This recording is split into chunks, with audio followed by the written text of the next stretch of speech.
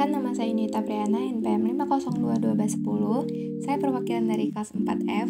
Di sini ke pertemuan 6 saya akan membahas materi tentang elemen kurikulum 2013, darurat, dan kurikulum merdeka dengan mata kuliah telaah kurikulum dengan dosen pengampu Bapak Tio Gusti, Satria Magister Pendidikan.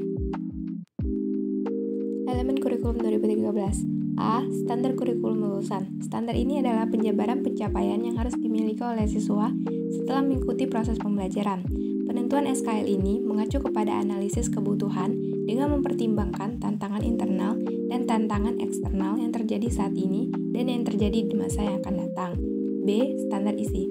Standar ini merupakan materi yang harus diberikan kepada siswa untuk mencapai SKL. Pada standar isi, ada 3 kompetensi yang harus dicapai, yakni kompetensi sikap, pengetahuan, dan keterampilan. Pada kurikulum 2013, terdapat perubahan, yakni kompetensi inti dan kompetensi dasar. Kompetensi inti terdiri dari 4, yaitu K1 atau spiritual, K2 yaitu sosial, K3 pengetahuan, dan K4 yaitu keterampilan. C. Standar proses. Standar ini mengandung sistem atau cara atau teknik bagaimana kita menyampaikan materi kepada siswa. Pada kurikulum 2006 atau KTSP, terfokus pada eksplorasi, elaborasi, dan konfirmasi. Sedangkan pada kurikulum 2013, dilengkapi dengan mengamati, menanya, mengolah, menyajikan, menyimpulkan, dan mencipta. Pendekatan yang digunakan adalah pendekatan saintifik ilmiah. Belajar tidak hanya terjadi di ruang kelas, tetapi juga di lingkungan sekolah, masyarakat.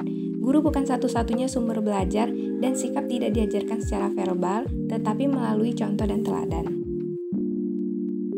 Elemen kurikulum darurat. A. Pengelolaan kelas masa darurat. 1. Pelaksana pembelajaran dilaksanakan secara virtual dalam jaringan atau daring, yaitu bagi peserta didik yang terpenuhi fasilitas berupa laptop, handphone, dan maupun jaringan internet.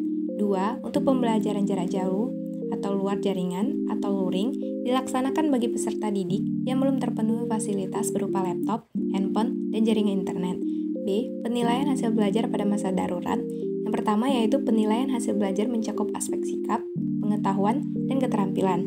2. Penilaian hasil belajar berbentuk penugasan, proyek, praktek, tulis dan bentuk lainnya yang diperoleh melalui tes daring dan lain-lain, yang memungkinkan ditempuh oleh jarak jauh dan tetap mempertahankan protokol kesehatan dan keamanan. Yang terakhir, penilaian meliputi penilaian harian atau PH, penilaian semester atau PAS, dan penilaian akhir tahun atau PAT. Elemen kurikulum merdeka. A. Standar kompetensi lulusan. Standar ini dirumuskan berdasarkan tujuan pendidikan nasional, tingkat perkembangan peserta didik, kerangka kualifikasi nasional Indonesia, dan jalur, jenjang, dan jenis pendidikan. Standar ini digunakan sebagai acuan dalam pengembangan standar isi, proses, penilaian pendidikan, tenaga kependidikan, sarana prasarana, pengelolaan, dan pembiayaan.